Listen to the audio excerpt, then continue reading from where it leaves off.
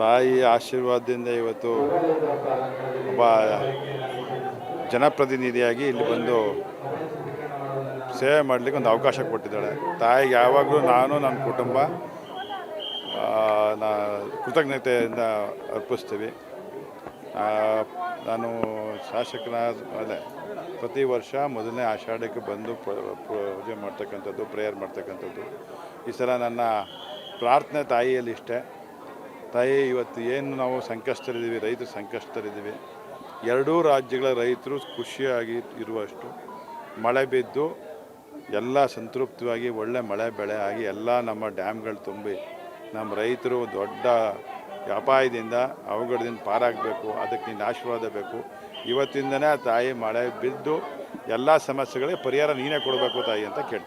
ಸಚಿವ ಸಂಪುಟ ಪುನರ್ರಚನೆ ಆಗ್ತಾ ಇದೆ. ತಾಯಿ ಚಾಮುಂಡೇಶ್ವರಿಯಲ್ಲಿ ಏನಾದರೂ ಪ್ರಾರ್ಥನೆ ಸಲ್ಲಿಸಿದ್ದೀನಿ. ನಾನು ತಾಯಿ ಏನು ಕೊಡಬೇಕು ಅದು ಕೊಡ್ತಾಳೆ ಅನ್ನೋ ಒಂದರಲ್ಲಿ ಪ್ರಾರ್ಥನೆ ಕೇಳಿದವರೆ ಕೊಡೋದೇ ಇಲ್ವಂತೆ. ಮಕ್ಳಿಗೂ ತಾಯಿ ಹಾಲು ಗಲಾಟೆ ಮಾಡಿದ್ರೆ, ಮಕ್ಳು ಗಲಾಟೆ ಮಾಡಿದ್ರೆ ತಾಯಿ ಹಾಲು ಕುಡಿಸ್ಲಿಲ್ವಂತೆ. ಹಂಗೆ ತಾಯಿನ ಜಬರ್ದಸ್ತಾಗಿ ಕೇಳಿದ್ದೀನಿ. ನಾನು ಪ್ರಾರ್ಥನೆ ಮಾಡಿದ್ದೀನಿ, ಜಬರ್ದಸ್ತಾಗಿ ಕೊಡಲೇಬೇಕನ್ನೋ ಅಂತ ಕೇಳಿದ್ದೀನಿ. ಹೈಕಮಾಂಡ್ಗೆ ಈ ನಿಟ್ಟಿನಲ್ಲಿ ಮನವಿ ಮಾಡಿದ್ದೀರಾ ಅಥವಾ ಏನು? ಮಾಡಿದ್ದೀನಿ. ಹೈಕಮಾಂಡ್ ಹತ್ರ ಪೂರ್ಣ ಪ್ರಮಾಣದಲ್ಲಿ ಮನವಿ ಮಾಡಿದ್ದೀನಿ. ನನ್ನ ಮೇಲೆ ಒಂದು ನಂಬಿಕೆ ಇಡಿ. ನೀವು ಅವಕಾಶ ಕೊಟ್ಟರಲ್ವಾ ನನಗೊಂದು ಕೆಲಸ ಮಾಡೋಕ್ಕೆ ಗೊತ್ತಾಗೋದು.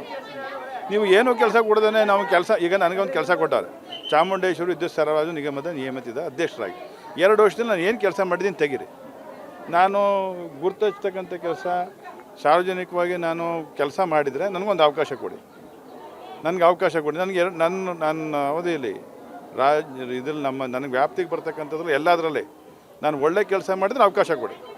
ನೀವು ಕೊಟ್ಟ ಕೆಲಸವನ್ನು ನೀತಿ ನಿಯತ ಮಾಡಿದ್ದೀನಿ. ಸರ್ಕಾರಕ್ಕೆ ಒಂದು ಕೆಟ್ಟ ಹೆಸರು ಬಂದಿಲ್ಲ. ಅತ್ಯಂತ ಖುಷಿಯಾಗಿ ನಮ್ಮೆಲ್ಲ ಅಧಿಕಾರಿಗಳಿಗೆ ಕೃತಜ್ಞತೆ ಹೇಳ್ತೀನಿ. ಭಾಳ ಖುಷಿಯಾಗಿದ್ದಾರೆ. ಎರಡನೇ ಸಚಿವ ಸಂಪುಟದಲ್ಲಿ ರಮೇಶ್ ಬಂಡಿಸಿದ್ದೇಗೌಡರು ನಾನು ಅತ್ಯಂತ ಪ್ರಾಮಾಣಿಕವಾಗಿ ನಿರೀಕ್ಷೆಯಲ್ಲಿದ್ದೇನೆ. ನನಗೆ ಕೊಡ್ತಿರೋ ಒಂದು ಅವಕಾಶನ ನಾನು ಕೊಡಲೇಬೇಕು ಅಂತ ಹೈಕಮಾಂಡ್ನ ನಮ್ಮ ಮುಖ್ಯಮಂತ್ರಿಗಳನ್ನ, ಹಿಂದಿನ ಮುಖ್ಯಮಂತ್ರಿಗಳು ಇವತ್ತಿನ ಮುಖ್ಯಮಂತ್ರಿಗಳಿಗೆ ಪ್ರಾರ್ಥನೆ ಮಾಡ್ತಾನೆ. ತಾಯಿ ಚಾಮುಂಡೇಶ್ವರಿ ಸಾನ್ನಿಧ್ಯದಲ್ಲಿ ಪ್ರಾರ್ಥನೆ ಮಾಡಿದ್ದೀನಿ. ನನಗೊಂದು ಅವಕಾಶ ಕೊಡಿ. ನನಗೆ ನೀವೇನು ಅಂದ್ಕೊಂಡಿದ್ದೀರಿ, ನನಗೆ ಕೆಲಸ ಮಾಡೋಕ್ಕಾಗಲ್ಲ, ನನ್ನ ಕೈಲಿ ಮಾತಾಡ್ಲಿಕ್ಕೆ ಆಗೋದಿಲ್ಲ ಅಂತಲ್ವ.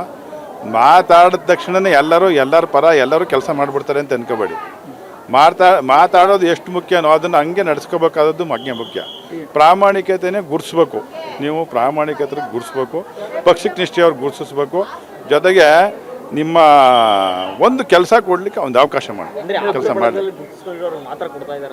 ಇಲ್ಲ, ಪ್ರಾಮಾಣಿಕವಾಗಿ ಕಾಂಗ್ರೆಸ್ ಹೈಕಮಾಂಡು ಇವತ್ತು ಯಾರಿಗೂ ಕೊಡಬೇಕು, ಯಾರು ಪಕ್ಷ ಕಟ್ತಾರೆ, ಸಂಘಟನೆ ಮಾಡ್ತಾರೆ ಅಂತ ಒಂದಿದೆ. ಒಂದು ಹೊಸ ಮುಖಕ್ಕೆ ಅವಕಾಶ ಕೊಟ್ಟು ನೋಡಿ. ಒಂದು ಹೊಸ ಮುಖಕ್ಕೆ ಅವಕಾಶ ಕೊಟ್ಟರಲ್ವಾ, ಅವ್ರ ತಲೆ ಒಳಗಡೆ ಇರೋದು ಬರೆದು ಪ್ರೆಸೆಂಟ್ ಮಾಡೋದು ಅವಕಾಶ ಸಿಕ್ಕಲಿ ನಮಗೂ.